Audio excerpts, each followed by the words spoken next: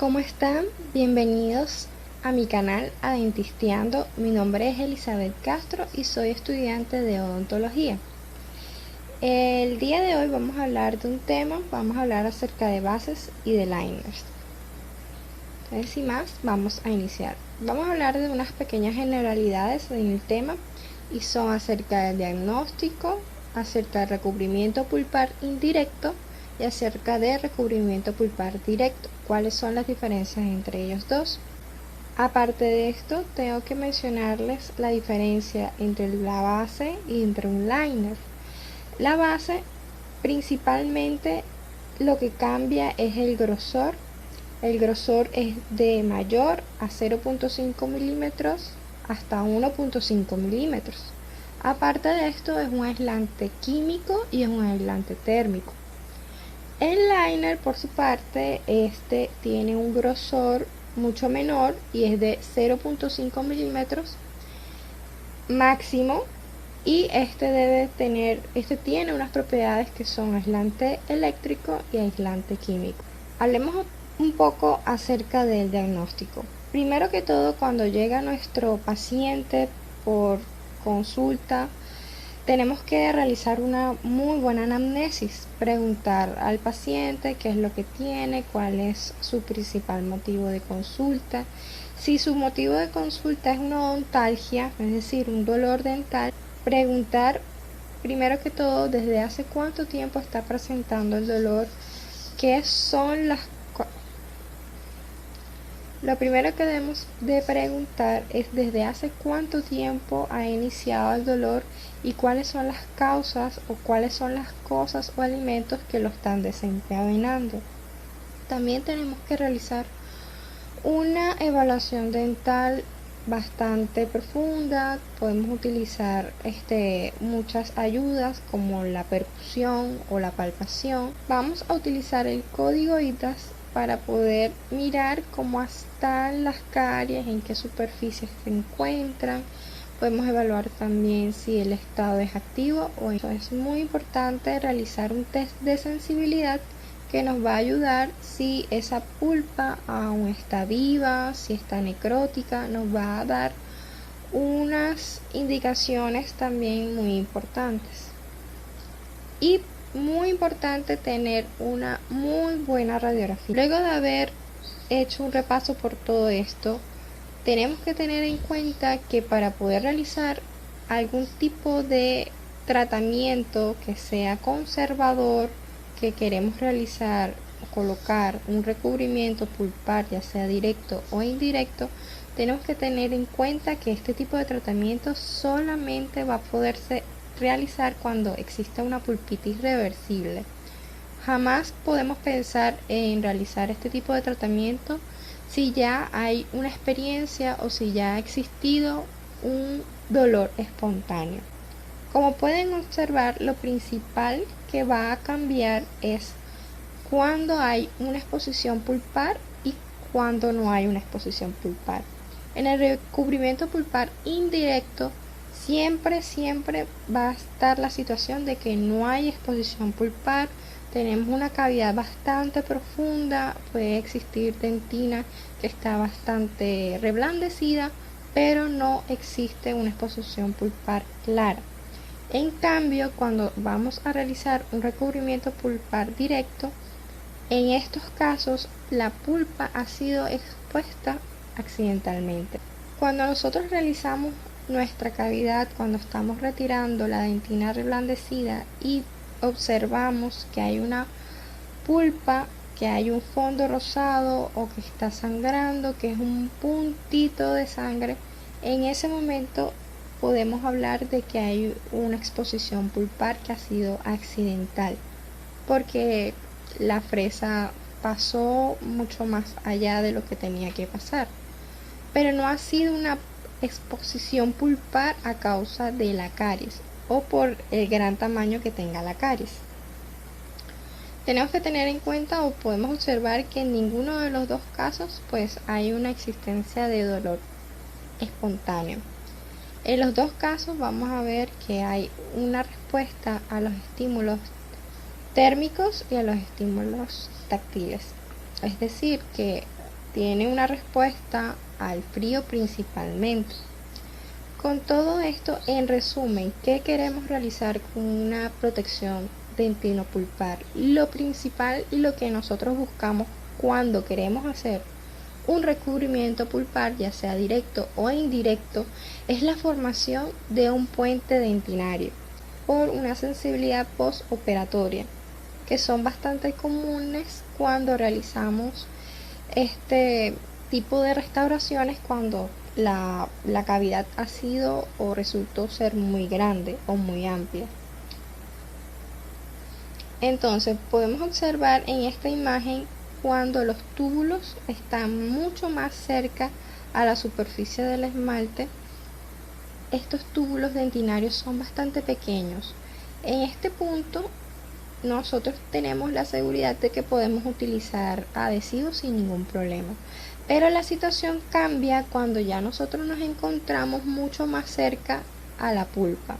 Cuando nosotros estamos mucho más cerca a la pulpa, los túbulos dentinarios van a ser mucho más grandes. Entonces, ¿qué debemos hacer? ¿Cuáles bases o cuáles liner podemos utilizar? Primero que todo, tenemos que evaluar cuáles son los materiales que nosotros tenemos a disposición. Dentro de los materiales más comunes o dentro de los materiales que más he usado están el Vitremer, el Viterbond, Vivaglass, Ionosit y el Dical. El Vitremer es un ionómero de vidrio de restauración y su fabricante es la 3M. Dentro de las indicaciones de uso, principalmente resaltan para restauraciones de clase 3, para restauración de clase 5. También puede ser utilizado para restauraciones de clase 1 y clase 2 temporales. Aparte de esto, tiene la función, o también podemos utilizarlo como una forma de reconstruir muñones a la hora de que vayamos a colocar alguna corona, pues para tener un diente mucho más resistente. Pero la indicación en este caso que nos llama la atención es que también puede usarse como una base o como un liner. ¿Qué quiere decir esto? Como ya les habíamos mencionado en un principio, dependiendo del grosor, vamos a tener un liner que es máximo hasta 0.5, o vamos a tener una base que es desde a partir de 0.5 hasta máximo 1.5 milímetros. Entonces tenemos que ver cuáles son los compuestos. Este vidrio de ionómero está compuesto por un polvo y por un líquido. El polvo es de fluoroaminosilicato y también contiene pigmentos. Aparte de eso, contiene un líquido. Este líquido se llama ácido policarboxílico y también está modificado por grupos metaquilato. Aparte de eso, tiene un primer. El primer contiene un copolímero, EMA, etanol y un fotoiniciador. En la imagen vamos a observar 4 botellas. La botella en donde está la tapa azul va a contener el polvo. La botella que se indica de color amarillo es para el gloss, es un efecto de gloss, es decir, de brillo. La botella que tiene la tapa la botella que tiene la tapa blanca es el primer y la botella que tiene la tapa negra es el líquido. Entonces nosotros vamos a utilizar para realizar la mezcla es el frasco que tiene la tapa azul con la botella de la tapa negra, que es la que contiene el líquido. Entonces las indicaciones principalmente, bueno, luego que nosotros hayamos realizado la cavidad, que esté limpia, vamos a utilizar un pincel o un microbrush, podemos utilizar también, y vamos a aplicar primero que todo el primer. El primer se utiliza sobre las superficies, todas las superficies de la cavidad, y vamos a estar frotando aproximadamente durante unos 30 segundos. En la siguiente imagen indica que debemos utilizar la jeringa pues para secar un poco. Luego que ya tengamos esto preparado, que ya tengamos esto listo, vamos a realizar la mezcla en el bloco. Las indicaciones son siempre una gota y una cucharilla dosificadora, una gota del líquido y una cucharilla dosificadora. Vamos a partir por la mitad lo que contiene la cucharilla y luego la otra mitad y la vamos a unificar a la mezcla. Vamos a tomar este cemento y vamos a llevarlo a la cavidad. Siempre tratar de tener algún instrumento que sea delgado, como por ejemplo un aplicador de Dical o un FP3 para llevar el contenido. Luego de que esté en la cavidad vamos a utilizar una lámpara de fotocurado y vamos a fotopolimerizar durante unos 20 segundos. Listo, ya una vez que hayamos realizado esto, ya nosotros tenemos la base colocada o el liner. Recuerden que lo único que cambia, lo que varía es el grosor en cómo ustedes lo vayan a aplicar.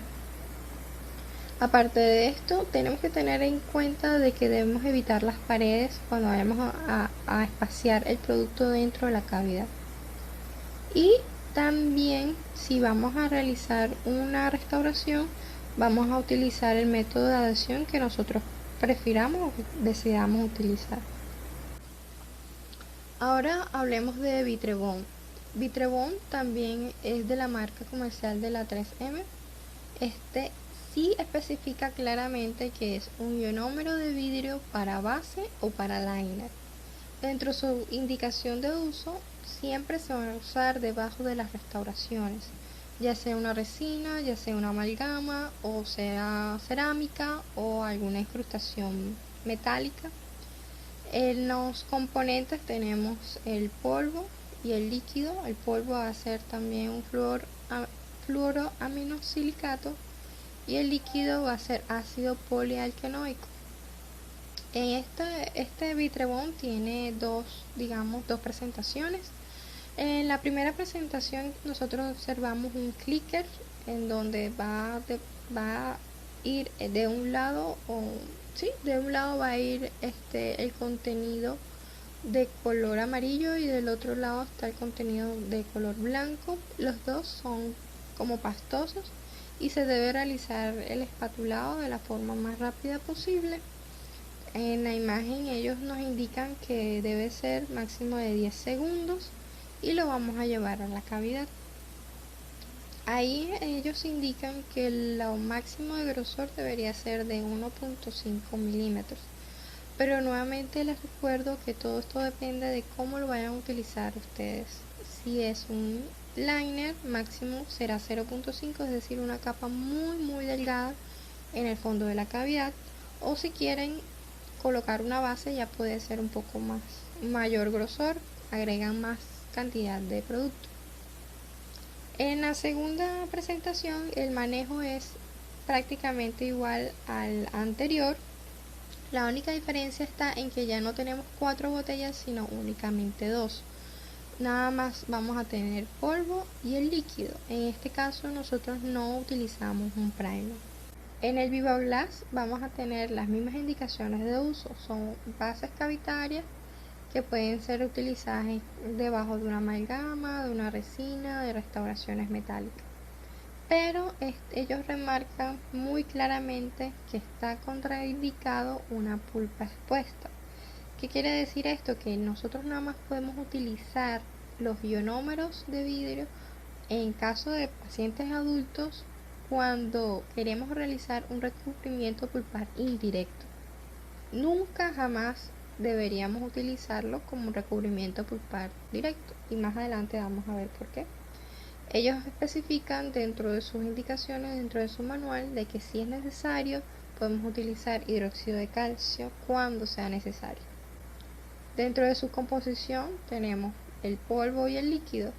En el polvo, esto es vidrio de aluminio silicato, va a contener iniciadores y va a contener pigmentos. Dentro del líquido también lleva EMA, ácido poliacrílico, agua e iniciadores. Dentro de las instrucciones de uso, esta casa comercial no utiliza imágenes, sino que explican textualmente cómo se debe realizar. Dentro de sus instrucciones de uso nos dicen que se debe usar una gota por una cucharilla dosificadora. Vamos a dividir la mitad y vamos a mezclar de 5 a 10 segundos. Luego una segunda mitad de polvo la vamos a agregar a la primera mezcla y esto va a demorar de 10 a 15 segundos. En total ellos nos indican que el tiempo total de trabajo debe ser máximo de 20 segundos y se va a fotopolimerizar por capas. Estas capas no deben ser mayores a 2 milímetros y este también indica que no debe ser aplicado sobre las paredes. Entonces fíjense que ellos mismos indican que se puede fotopolimerizar por capas, es decir, si vamos a utilizar esta marca o este producto y queremos utilizarlo como un liner, simplemente vamos a aplicar una capa muy delgada de 0.5 milímetros y si queremos convertirlo en base no podemos excedernos a un grosor mayor de 2 milímetros. Ahora vamos a hablar de Ionosit.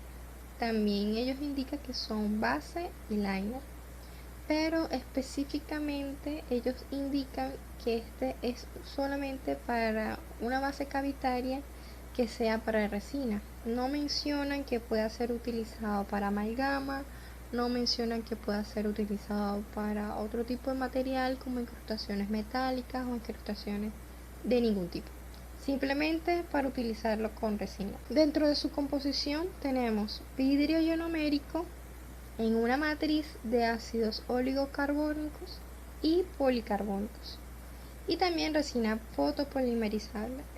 Este es totalmente diferente a los anteriores. Ellos mencionan que es un vidrio ionomérico con una gran cantidad de agregados, por lo que muchas personas tienen dudas si utilizar este producto como una base. Yo lo he utilizado pues porque comparado con los anteriores tiene una diferencia de precio bastante grande y como estudiante pues no funciona, pero tampoco lo recomiendo si es una cavidad demasiado grande y si la persona tiene mucha sensibilidad al frío o mucho dolor cuando estamos trabajando. Es mejor utilizar los que había mencionado antes. Ellos recomiendan realizar un protocolo de adhesión, de preferencia como ustedes quieran, grabado total o grabado selectivo, y se recomienda utilizar la aplicación con un pincel o con un aplicador dedical. Yo lo he utilizado con un microbrush y también funciona. Aparte de eso, debemos fotocurar durante 20 segundos. Vamos a hablar ahora del dical. El dical se diferencia a los otros cementos mencionados anteriormente porque este es de hidróxido de calcio. Ellos utilizan dos tubos, como vemos en la presentación, donde un tubo es una base y el otro tubo es un catalizador. Aparte de eso, también se utiliza un block y ellos muestran en una imagen que deberíamos utilizar este aplicador pedical que tiene un extremo muy delgado y en su punta tiene, digamos, como una bolita muy pequeñita para tomar el producto y poderlo llevar a la cavidad. Dentro de sus indicaciones de uso se utiliza bajo materiales de obturación, cementos y bases, y este tiene una propiedad muy importante que no interfiere en la polimerización, es decir, que lo podemos utilizar debajo de cualquiera de los cementos mencionados anteriormente, del Vidrebond, de Vitremer. No tiene ningún tipo de dificultad para la polimerización cuando entra en contacto con los ionómeros de vidrio. Aparte de eso, tenemos que mencionar que este tiene un endurecimiento químico. No vamos a utilizar una lámpara de fotocurado, sino que ellos durante un cierto determinado tiempo van a endurecer. Entonces hablemos de las instrucciones de uso. Ellos se van a utilizar distribuyéndose dos partes iguales de base y de catalizador sobre el bloque de la mezcla. Luego vamos a mezclar estos dos digamos partes durante 10 segundos y el material se va a endurecer de 2 a 3 minutos. Pero esto siempre va a depender de factores de humedad y de temperatura. aparte de esto, ellos te indican que debes remover los excesos para luego poder usar el ionómero y luego realizar una restauración convencional como la vayas a realizar, o sea una amalgama o una resina, lo que vayas a realizar. Entonces, bueno, observemos muy bien esta imagen en donde tenemos cuatro formas de ver de situaciones o protocolos. En el primer caso nos mencionan que es una cavidad de una profundidad media y este puede ser protegido, o sea, el sistema o el complejo dentino-pulpar lo podemos proteger simplemente con un sistema adhesivo. En la segunda imagen, en la imagen B, ellos están mencionando que es una cavidad un poquito más profunda a la anterior y sería mucho más adecuado hacer la protección con cemento de ionómero de vidrio. En la imagen C hay una cavidad mucho más profunda, pero ellos indican que debe ser protegida con cemento de hidróxido de calcio en la primera capa y luego un cemento de ionómero de vidrio. En la imagen C puede ser que cuando ustedes estén realizando la cavidad no haya una exposición tan directa de que vean el punto de sangre, pero sí puede ser que ya la capa dentina está tan delgadita que se trasluce la pulpa y es cuando observamos como el fondo rosado. En estos casos ellos indican que podemos realizar este tipo de protección. En la imagen D ya mencionan de una profundidad muchísimo mayor. Ahí observamos de que está contactando la cavidad directamente a la pulpa. Aquí podemos observar una capa de hidróxido de calcio y luego por encima colocamos el cemento de ionómero de vidrio y luego ya puede tener una restauración completamente normal. ¿Qué nos indican estas imágenes? Que todo dependerá de cuánto es la profundidad de esa cavidad, qué es lo que vayamos a realizar, sea un sistema adhesivo como una cavidad muy poco profunda. Es por eso que se recomienda, o muchos de mis docentes pues me recomendaban siempre tener una sonda milimetrada para que cuando ustedes introduzcan la sonda en su cavidad, con mucho cuidado por supuesto, observen qué tan profunda está la cavidad. Si estamos a una cavidad de 2 milímetros, de 3 milímetros, 3 milímetros y medio, no va a haber problema con que utilicemos un sistema de adhesión, un buen protocolo de adhesión y una restauración normal. Si ya observamos una cavidad mucho mayor, ya de 4 milímetros, 4.5 milímetros, ya de pronto utilizar un sistema adhesivo no sea tan efectivo para poder prevenir esa sensibilidad postoperatoria en cavidades dentales muy profundas. Y ya la imagen C o la imagen D dependerá de la situación clínica que esté en el momento, dependerá también si observamos, como les había mencionado anteriormente, un fondo rosado, o si ya como en la imagen D definitivamente con la fresa o con una cucharilla hayamos atravesado y vemos una pulpa que ha sido expuesta.